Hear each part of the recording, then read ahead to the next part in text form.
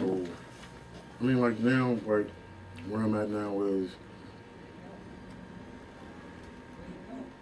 what I've learned was we have destroyed our communities.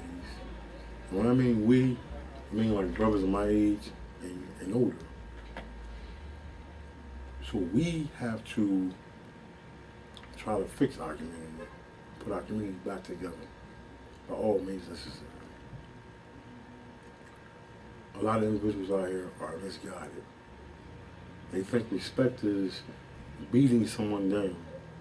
Respect is shooting someone. Respect is, you know, disrespecting yourself. One thing I learned was this. This is what I learned. The word goon. This is what a lot of young individuals today call themselves. You hear it in all the rap songs. Yeah, man, my goon's gonna come and do this. You know, I'm a goon, or I get down on my, you know. When I hear things like that, I'm inquisitive. I like to study, I like to learn. So I looked the word up, goon. I Googled it. And this is what I had a conversation with a couple of young individuals about 2 weeks ago. Because I heard them saying, yeah, I'm a goon. So I asked him, get your phone out and Google goon. And after you read the definition, tell me, are you still a goon? They laughed. But when one looked it up, only one had the intelligence to say, you know, I'm not a goon, man. A goon is a moron. I didn't know that. A moron. Or it could be, if you use it in the sense of, they say the ghetto term, or the urban term, goon. It could be a cheap wine, or if you use it in a gangster type setting, a goon is one that is under a boss. Meaning when you got the dude that's out there selling the drugs, he's up top. He's never seen it in the limelight. He's not out here in the street. So really, you're a flunky to him. He sits back in a nice house, nice car, wonderful food, clothes. He gives you pennies, meaning he may give you $100 pack of cocaine to sell. You're only getting $25 off that, but he's getting 75. So imagine how many he gives out to everyone. But he's not the one that's taking the risk of going to jail. He's not the one that's taking the risk of being killed on the street. He's not the one taking the risk of getting into the bull that's in the street that comes with this drug selling. See, you're the one that has to put in, as they say, the work out here in the street. He doesn't put in work. He gives you the work. So you still a goon? You're a flunky. So when you go to jail, he's not taking care of you because there's another goon that's going to take your place. So while you sitting in prison cells for 15, 5, 10, 15, 20 years, losing your family members, losing life, he's out here doing the same thing. So when you come home, you expect something from this man. He doesn't owe you anything. You put yourself in a predicament.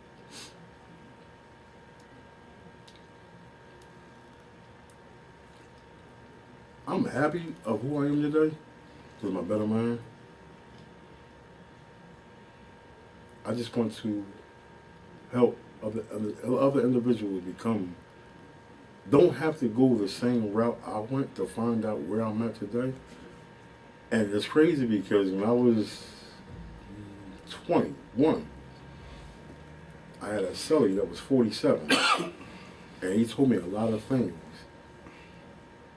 And it's crazy because when I turned 47, I had a cellie that was 23, and I was telling him the same thing someone was telling me when I was 21 and he was 47. And it's crazy how we can change if you want to change. True. You just have to change. I've been thinking a lot about I'm thinking a lot when I was in prison incarcerated. I had now I'm not going to say a breakdown, but I had an awakening. I I wasn't depressed, wasn't angry, wasn't upset, wasn't in trouble. I just got finished praying, and I went to read, and out of nowhere I started crying. Like I was crying as if I've lost my mother. If someone just came and told me, your mom just passed away, was how bad I was crying. And I couldn't understand why. I really couldn't. I couldn't read anymore. So I started praying, and it all came to me. Here you just turned 47 years old. You were in prison again. Again. What do you have? What are you going home to? You have no home. Really look at it. I'm homeless because I live with someone else.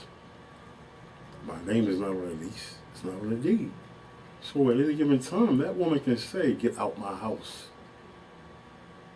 Being homeless is very, very scary.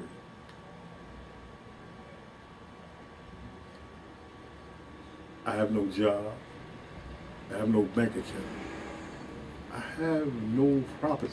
I have no anything. I don't even have a car that at least sits in front of my door with no tires that I can say that's mine. I don't even have that. I don't have that.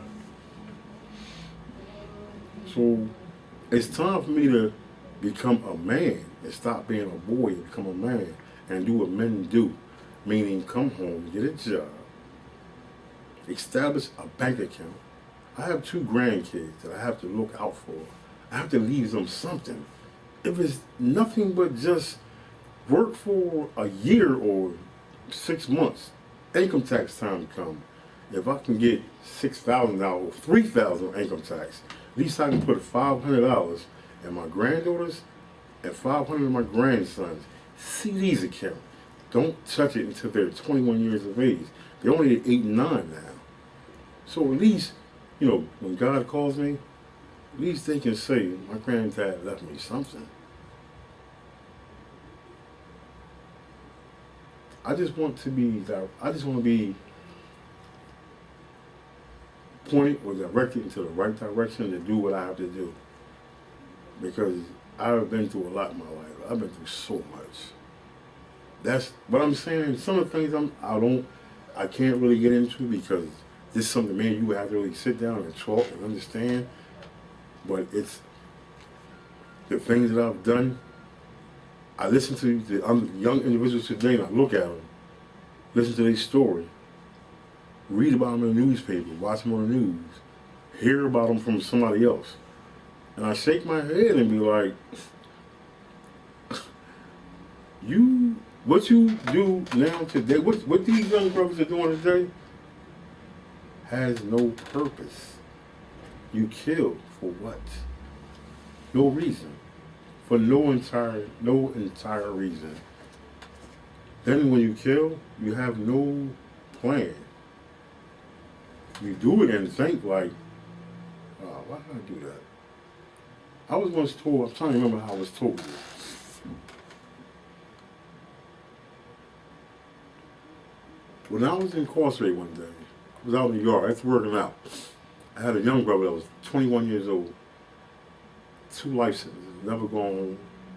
He's been down 4 years. We worked out for 2 years. And we just got really acquainted. We started talking. And he cried to me and said, man, if I can take back that night, I really wish I could.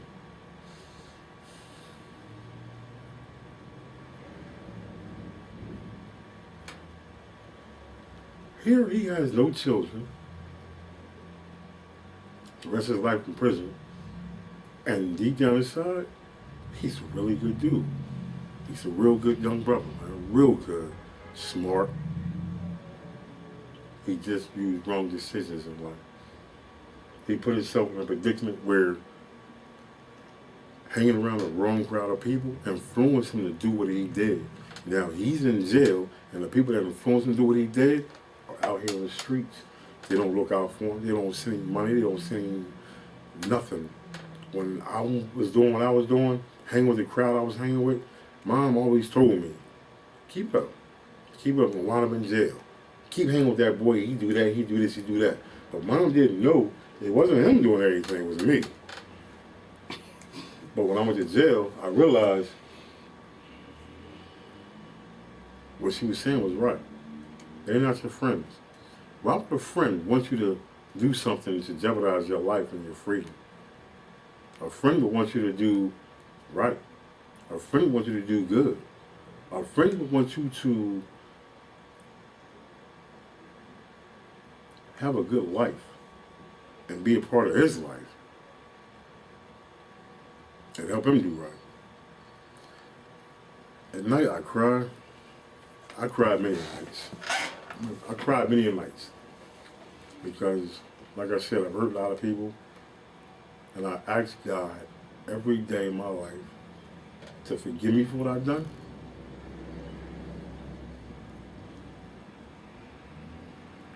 Just forgive me. I was ignorant, had no respect for myself, had no respect for others.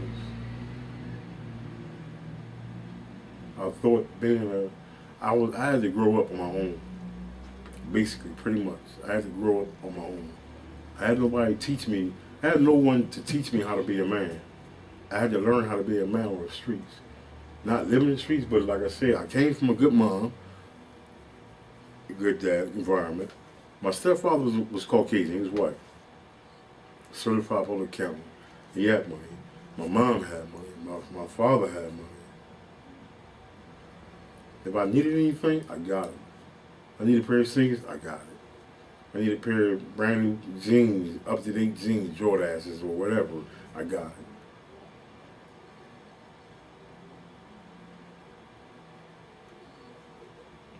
Today I own 4 pair of pants. 4 pair of pants, 1 boots, 1 pair of sneakers, 1 coat, 2 hoodies, 3 sweaters. That's what I own. And I wear it every day. As long as I'm clean, my clothes clean, it's not about me wearing Gucci, Versace, because why should I keep putting money in that man's pocket that I don't even know? I don't even know that dude. I don't know him. The clothes I got on, they ain't brand name, but they clean. And I'm happy because I'm free. I'm out here. I don't have nobody telling me when to go to bed. I have nobody telling me if I'm hungry, I can get up and go downstairs in the kitchen, make some eat, go upstairs, look at TV. Or I can go to the store. I don't have nobody telling me it ain't time to eat yet. If I'm dirty, I get in the shower. Ain't nobody telling me you can't take a shower right now. If I want to see my family, I can get in the car and go see my family. Or get on a bus. I don't have nobody say, well, I'm not going to be able to come see you until Saturday or maybe next weekend. All right. Freedom means a lot.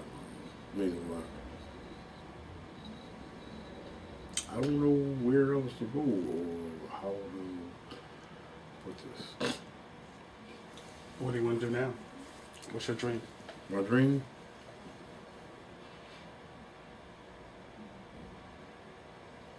My dream is this. I did a lot of readings. I came across a lot of affirmations and a lot of quotes. There's one quote stuck with me. I love it. The greatest pleasures of life is doing what people say you cannot do. Like I said, I'm 47. Half of my life is in prison. I'm home again.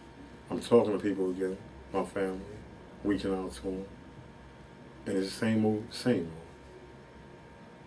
old. Man, when you gonna stop going to jail? Hey, I mean, like, come on, ain't you go over this? Look, man, I'm done, man. Yeah, man, we heard you before, man. But you know what? My thing now is I'm not talking about it. I'm gonna do it. I'm gonna be about it. I'm gonna show you. Rather, whatever it may be. Whether it's, like you said, if you, like you said, I may be able to run for office. If that's the direction we can get into, I'm ready. I've been thinking about this since we talked about it. I've told my